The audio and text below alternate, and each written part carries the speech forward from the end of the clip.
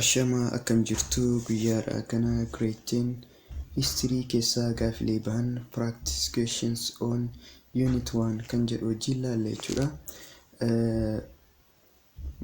Wantoota unitii jalqabaa keessatti argaman chaanaala kana irratti viidiyoo isaa dalagnee turre jechuudha.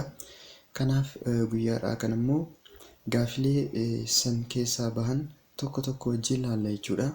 Gaafilee hanga 11 wajjin ilaalla. Isaanis kan qophaa'an mata dureelee unitii kana keessatti argaman kan akka industrial revolution, unification lamaan jechuunis Italian unification fi German unification, itti aansee immoo the American civil war fi xumura irratti scramble and partition of Africa kan jedhaman mata duree ijoo kanneen irratti xiyyeeffadhee qopheessuudhaaf kan yaaledha jechuudha. Kanaaf chaanaala kanaaf warroonni haaraa taatan subscribe gochuudhaan eegalaa. Chaanaala kana irratti wantoota grade 9 fi barnoota grade 9 fi 10 kan wajjin barannu ta'a jechuudha. Kanaaf like subscribe gochuudhaan eegalaa isin jecha yommuu kallattiimaan gara barnootaatti dabaru gaafiin jalqabaa which of the following correctly pairs an invention with an inventor jedha. Egaa inni kun industrial revolution dhaan wal qabata jechuudha. Second phase of industrial revolution keessatti invention yookiin argannoowwan hedduu akka argaman wajjin ilaallee turre jechuudha.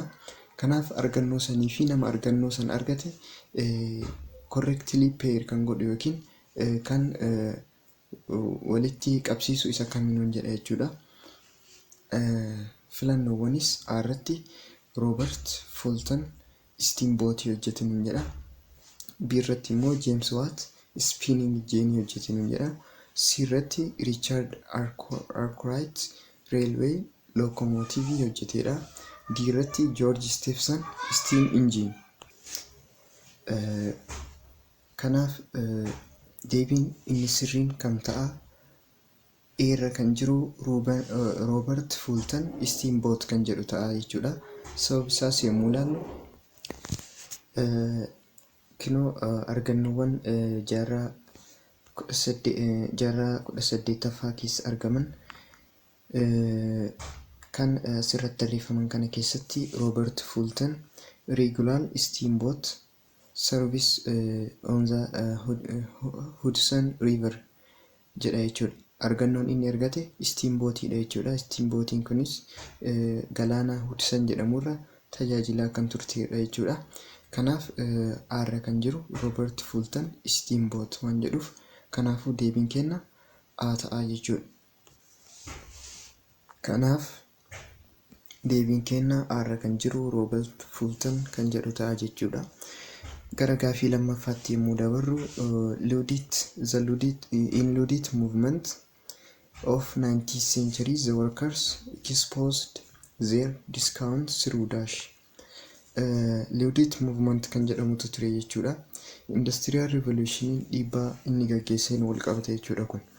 Industrial revolution dhiibbaa inni gaggeesse keessaa inni tokkummaa inni division society keessatti akka uumamu taasise jechuudha. Qoqqoodamni akka uumamu taasise. Qoqqoodamni kunis iddoo gurguddaa lamatti jechuudha. Innis the bourgeoisie fi working class kan jennudha jechuudha. Working class kunillee deebi'ee bakka sadiitti addaan qoodama. Innis Luddite movement, Chartist movement fi scientific socialism kan jennu iddoo sadan kanatti addaan qoodama. Luddite movementiin isaan keessaa isa tokko jechuudha.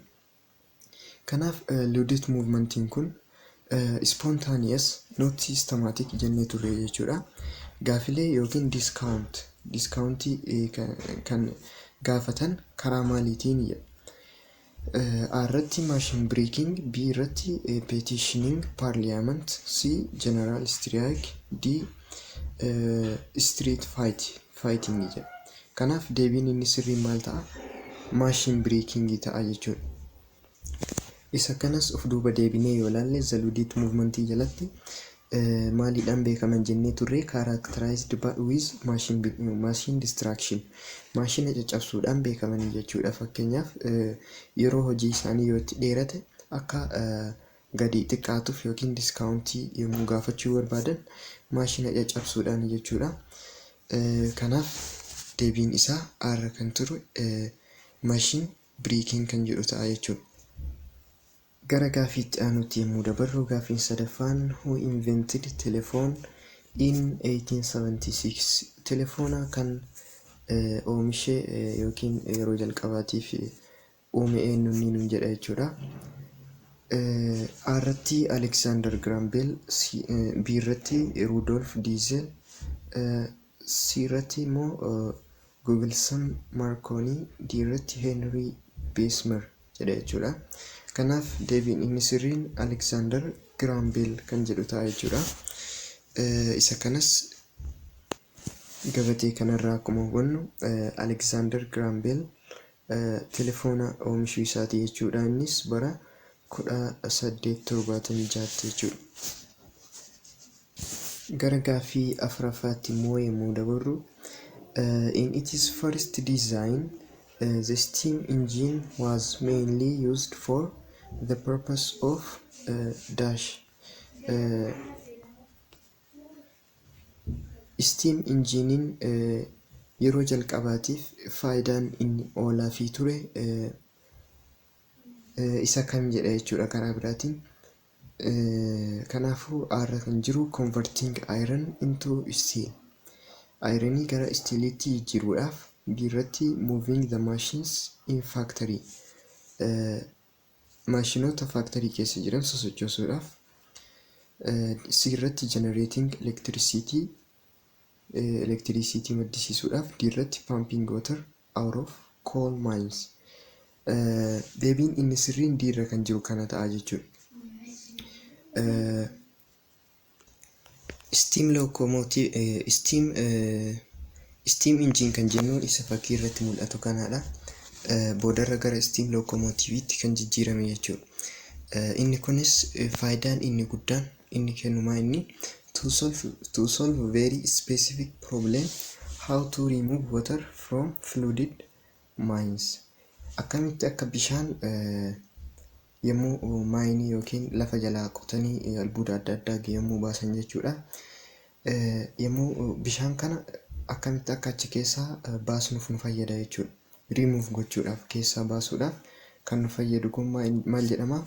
Steam engine dha jechuudha. Jaarraa 17ffaa keessa warroonni Awurooppaa koolirraa gara maaliitti dhufanii gara switched from wood, gara qoraanirraa yookiin muka fayyadamuurraa gara kooliitti fayyadamuutti dhufanii jechuudha. Kanaaf kooliin kun immoo kan argamu lafa keessatti. Lafa keessaa yommuu isa baasanitti bishaantu jira waan ta'eef bishaan kana dhabamsiisuudhaaf yookiin achi keessaa baasuudhaaf meeshaan fayyadamaa turan steam engine kana ture jechuudha. Kanaaf steam engine kun faayidaan isaa isa kanaadha jechuudha. Kanaaf deebiin isaa pumping water out of coal mine kan jedhu kana ta'a jechuudha. Shanaffaarra kan jirutti yommuu daballu immoo maal jedhaa? Which of the following inventions improved the system of communication during the consolidation of capitalism in modern Europe? Communication yookiin walqunnamtii kan maal godhe jedhaa? Improve kan godhe, kan communicationii hawaasa gidduu jiru kan dabalee argannoo isa kamiidha nuun jedha jechuudha. Yommuu kapitaalizimiin cimee ture keessatti. R kan jiru steam locomotive, B irra kan jiru steam engine, C irra kan jiru spinning jenii, D irra kan jiru immoo factory dha jechuudha. Kanaaf deebiin inni sirriin steam locomotive kan jedhu ta'a jechuudha. Steam engine kan jedhu kama reefu ilaalle sana jechuudha, faayidaa biraatiif oole. Steam locomotive'n kun immoo baabura ture jechuudha. Baabura yeroo duraanii maaliidhaan dalagaa? Wanta akka kasalaa kool kan jennu kanaan kan dalagu jechuudha. Kanaaf inni kun communicationiidhaaf tajaajilaa ture jechuudha. Deebiin inni sirriin R kan jiru steam locomotive kan jedhu ta'a jechuudha. Gara gaaffii itti aanutti yommuu dabarru, Gaafiin jaaffaan maal jedhaa? The most important feature that characterizes the second phase of industrial revolution. Industrial revolution in the 19th century was the use of dash. Industrial revolutionii peezii lammaffaa yookiin sadarkaa lammaffaa keessatti fiichariin amala isaa ibsaa ture isa kamiin jedha jechuudha. Kan asiin gaditti tarraa'an sadeen keessaa jechuunis A kan jiru electricity as a source for energy in industry, B railway locomotives for transportation, C spinning machine drawn by horse power in textile factory. Deebiin isaa electricity as a source for energy in industry kan jedhu ta'a jechuudha. Electricity akka madda enerjiitti fayyadamu industirii keessatti jechuudha. Kunis maaliif ta'ee yoo jenne industrial revolutioniin sadarkaa lama qabaataa ture jechuudha. First phase fi second phase. Phase jalqabaa yookiin sadarkaa jalqabaa keessatti source of energy yookiin maddi enerjii kenna steam qofa ture jechuudha. Haa ta'u malee second phase keessatti maddoonni enerjii kanneen akka oil, electricity fi kanneen biroo discover godhamaniiru jechuudha. Kanaaf steam qofa osoo hin taane kan second phase keessatti kan fayyadamaa turre maa'inni electricity fa'a jechuudha. Oil fa'a yookiin gaaza fa'a fayyadamaa turre jechuudha. Kanaaf electricity as a source for energy in industry kan jedhu deebii isa sirrii ta'a jechuudha. Okay, gaaffii torbaffaatti yommuu dabarru, which of the following is correct about unification of Italy? Waa'ee unification of Italy yookiin tokkummaa Italy irraa wal qabatee isa sirrii kan ta'e isa kamiin jedha. Aara kan jiru its major obstacle was opposition of Napoleon III. Obstacle yookiin dhiibbaan inni guddaan oppositionii Napoleon III jedha, which is false. Biirra kan jiru immoo it was inspired by the success of German unification. Inni inspired kan godhame German unificationiin milkaa'uu isaatiin jedha. Kunis soba maalii fi German unificationiin kan mudate Italian unificationii booda jechuudha. Sirra kan jiru it was achieved without the support from the great powers. Unificationiin kun kan milkaa'uu danda'e great power yookiin humni gurguddaan gargaarsa humna gurguddaatiin mitiin jedha jechuudha. It was achieved without jedha. Great power yookiin humna biraa osoo hin fayyadamin kan milkaa'edha jedha. Kunis soba jechuudha. Biyyoonni akka France fa'aa ni jiru jechuudha. Sorry, France as keessa osoo hin taane German unification keessatti. Okay. Diirra kan jiru it came about through the use of diplomacy and warfare. Karaa diplomaasiitii fi akkasuma karaa waraanaatiin kan dhufedha jedha. Kanaaf deebiin sirriin isa kanaadha jechuudha. Italian unificationiin kan milkaa'uu danda'e waraana adda addaa geggeessuudhaan kan milkaa'edha jechuudha. Kanaafuu deebiin diirra kan jiru ta'a jechuudha. Saddeettaffaarra kan jiru the southern states of USA wanted to separate from their own government in 1861 because they dash. Southern statein yookiin statein warra kibbaa USA keessatti kan mootummaa isaaniirraa adda bahuu barbaadaniif sababni isaa maalidha kan jedhudha jechuudha. Kuni the American Civil War kan jedhu wal qabate jechuudha. Waraana waliinii Ameerikaa keessatti gaggeeffameen kan wal qabatudha jechuudha. Waraanni sun kan mudateef garaagarummaa warra kaabaatii fi kibbaa jidduu tureen jechuudha. Kanaaf warri kibbaa warra mootummaa kaabaarraa adda citanii mootummaa mataa isaanii hundeeffatan jechuudha. Sababni isaas maalinni kan jedhudha jechuudha gaafichi. Kanaaf har'a kan jiru opposed the election of Ulysses Grant as president jedha. Filannoo nama kanaa yookiin Ulysses Grant akka pirezidaantiitti filamuu isaa sababa mormaniif hin jedha. Kunis soba jechuudha.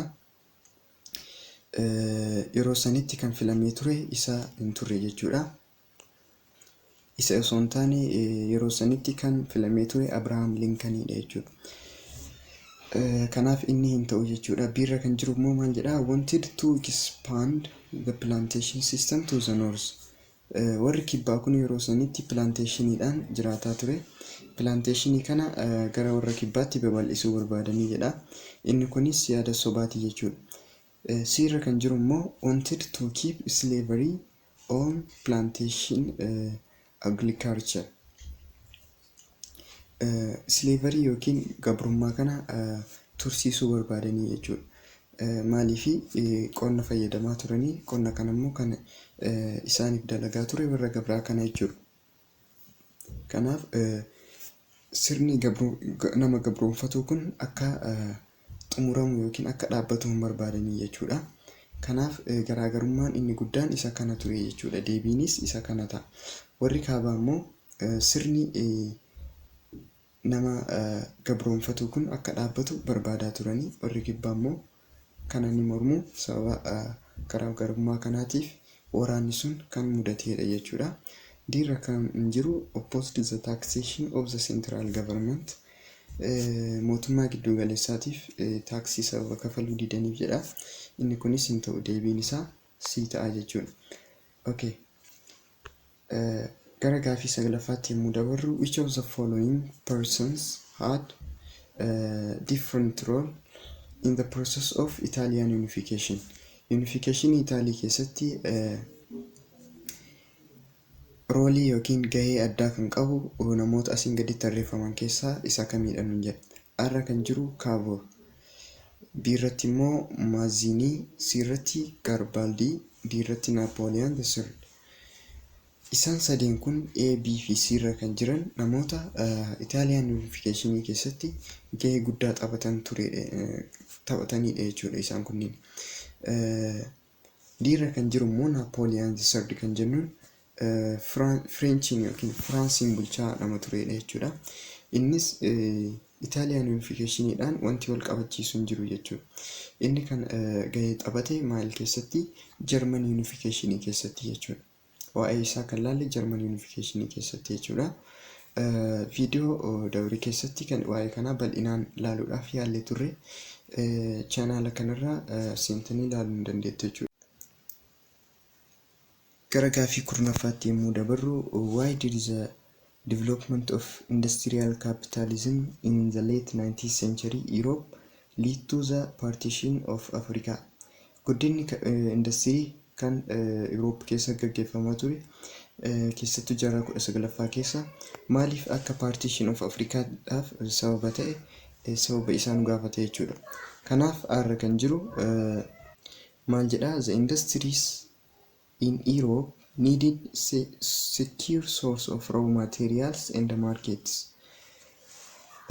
Industiriileen Awurooppaa keessatti babal'ataa turan kun source of raw materialii akkasuma iddoo gabaa sababa barbaadaniif hin jedhu. Inni kun deebii isaa isa sirrii ta'a jechuudha. Arra kan jiru kun maaliifi industrial revolutioniin yommuu Europe keessatti gaggeeffamaa ture kanatti industiriileen baay'inaan babal'ataa turan jechuudha. Industiriin babal'ataa ture kun waan tokko oomishuudhaaf maal barbaada? Meeshaa dheedhii yookiin raw material isa jennu kana barbaadaa jechuudha. Raw materialii kana immoo argachuu kan danda'an Afrikaa yoo dhufanidha jechuudha. Afrikaa dhufanii salphamatti meeshaa dheedhii kanneen albuudota adda addaa argachuu hin danda'u jechuudha. Raw materialii argatan kanaan immoo meeshaa ta'e wayii ni oomishu. Sana booda immoo isa oomishame kanas iddoo itti gurguratan ni barbaadu. Kanaafis maarkettis sababa barbaadaniif gara Afrikaatti kan dhufanidha jechuudha. Sababni inni guddaan isa kanaadha. Kanaaf deebiin isaa A kan jiru ta'a jechuudha. B kan jiru industrialization made the extraction and the transportation of minerals in Africa easier. Industrialization yookiin babal'ina industirii mineraalii Afrikaa keessaa bahu kana transportationiin isaa akka salphatu taasisedha. Inni kun deebii sirrii ta'uu hin danda'u jechuudha. Deebiin isaa A'dha jennee jirra. Laalumaaf jecha sirra kan jiru immoo industrialization spread the idea of white supremacy and the need to civilize Africa. Industrialization kun warri adii kun industrialization yaada warri adii kun supremacy yookiin olaantummaa qaban kan jedhu kan babal'isee jedha yookiin spread godheedha. Inni kun keezii ta'uu hin danda'u jechuudha. Diirra kan jirus the industrialized countries needed new areas of settlement of their rapidly increasing population. Baay'ina uummataa bal'inaan dabalaa jiruuf biyyoonni industiriidhaan guddatan kun iddoo qubannaa sababa barbaadaniif nun jedha. Kanaafuu inni kunis keezii ta'uu hin danda'u jechuudha. Kanaaf deebiin akkuma jenne A kan jiru ta'a. Yuunitiin kun kana fakkaata jechuudha. Yeroo itti aanu maal qabadhe akka isiniif dhufu komentii irratti naaf barreessaa. Viidiyoon kun yoo isinitti tole laayik gochuudhaan hiriyoota keessaniif sheer godhaa. Chaanaala kana sabiskiraayib gochuun hin irraanfatinaa. Nagaan turaa.